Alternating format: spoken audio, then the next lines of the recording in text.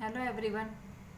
कक्षा 11 पहला चैप्टर वाणिज्य व्यवस्था और संचालन में धंधे का स्वरूप, उद्देश्य और कार्यक्षेत्र, जिसमें अभी तक हमने आर्थिक प्रवृत्ति, अनार्थिक प्रवृत्ति, दोनों के मध्य अंतर, आर्थिक प्रवृत्ति के प्रकार, मुख्य 3 प्रकार, जिसमें सबसे पहला था धंधा। उसके हमने अर्थ और परिभाषा के बारे में जान लिया था, लक्षण हमने समझ लिए थे। उसके बाद आज का टॉपिक आपका आता है उद्देश्य, कि धंधे के उद्देश्य कौन कौन से हैं।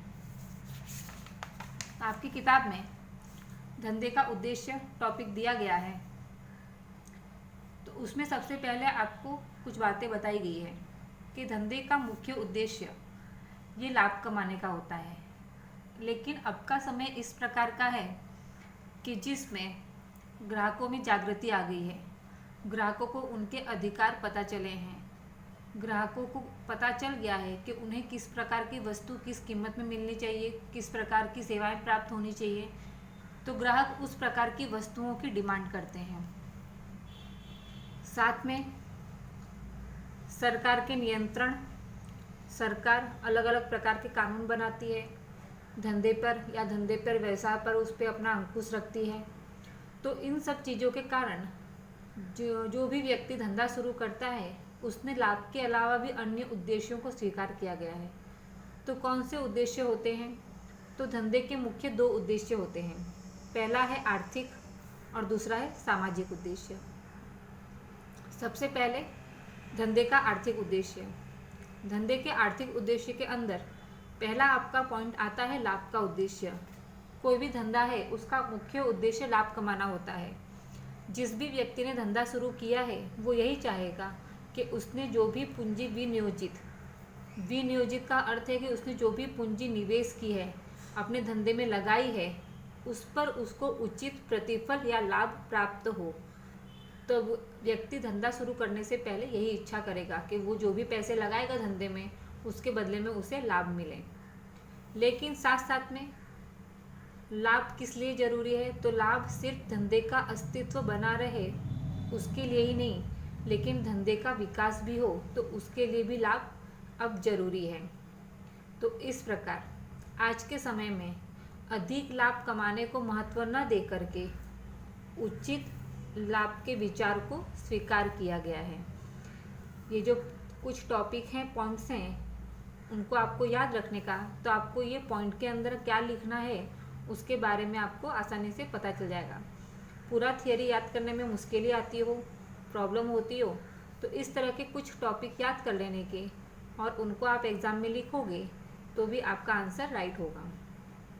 तो इस प्रकार लाभ के उद्देश्य में क्या बातें याद रखनी है कि लाभ के उद्देश्य में जो भी व्यक्ति धंधा शुरू करता है, वो यही चाहेगा कि उसने जो भी पूंजी विनियोजित की है, उसके बदले में उसे उचित प्रतिफल प्राप्त हो। साथ में लाभ मात्र धंधे का अस्तित्व बनाए रखने के लिए नहीं होता है, लेकिन धंधे के विकास के लिए भी लाभ जरूरी है, जरूरी यानी कि अनिवार्य। और साथ साथ में आज के समय में अधिक लाभ कमाने के स्थान पर उचित लाभ को विचार को स्वीकार किया गया है। तो यहाँ लाभ का उद्देश्य पूरा हुआ। उसके बाद आपका दूसरा पॉइंट आता है आर्थिक उद्देश्य में महत्तम संपत्ति सर्जन का उद्देश्य। महत्तम संपत्ति सर्जन के उद्देश्य में धंधे की वार्षिक आय के साथ संबंधित लाभ का उद्देश्य अल्प समय का विचार है। जो भी लाभ है वो अल्प समय के लिए होता है कि पूंजी आती है और उसे खर्च कर दिया जाता है। और जो संपत्ति है, संपत्ति सर्जन, ये दीर्घ समय का विचार कहा जाता है कि अगर कोई भी प्रॉपर्टी वगैरह उस लाभ में से हम खरीद लेते हैं तो वो लंबे समय तक टिकी रहती है, लंबे समय तक उसका उपयोग किया जा सकता है। तो इस प्रकार लाभ का उद्देश्य है ये अल्प समय के लिए होता है, और महत्तम संपत्ति सर्जन का उद्देश्य ये दीर्घ समय का होता है। इस प्रकार अगर महत्तम संपत्ति सर्जन का उद्देश्य है, तो उसमें जब अगर मंदी की स्थिति कभी आती है, धंधा बंद करने की नौबत आती है, तो ऐसी स्थिति में लाभ के उद्देश्यों को त्याग करके, यानी कि लाभ कमाना छोड़ करके, भले हम जितने में वस्तु बना रहे हैं उतने में ही बेचेंगे, लेकिन जो संपत्ति है धंधे की, उसको टिकाना पड़ता है। सबसे पहले उस बात को ध्यान में रखना पड़ता है कि जो अपनी जो धंधा है उसकी जो संपत्ति है उसको टिकाए रखने का, लाभ को साइड में कर देने का। तो इस प्रकार महत्तम संपत्ति सर्जन का उद्देश्य जो दीर्घ समय के लिए होता है। उसके बाद अन्य आर्थिक उद्देश्य है, आखिरी पॉइंट आपका। तो जिसके अंदर अन्य आर्थिक उद्देश्य में धंधे की आर्थिक प्रगति और विकास करने का उद्देश्य होता है कि किस प्रकार से धंधे का विकास करना है, धंधे को बढ़ाना है। बाजार का विस्तार करना, कि अगर हम हमारे एरिया के आसपास के बाजार मार्केट में वस्तु बेच रहे हैं तो हम यही चाहेंगे कि दूर दूर तक हमारा माल सामान का विक्रय हो, हम उसे बेचें, तो वो होता है बाजार का विस्तार करना। उपलब्ध साधनों का जहाँ तक संभव हो श्रेष्ठ उपयोग करना और आधुनिक टेक्नोलॉजी अपनाना। जो भी साधन धंधे में मौजूद हैं उनका अच्छे प्रकार का इस्तेमाल करके अधिक से अधिक उत्पादन करना और आधुनिक टेक्नोलॉजी अपना करके धंधे का विकास करना। तो ये अन्य आर्थिक उद्देश्य के अंदर आता है।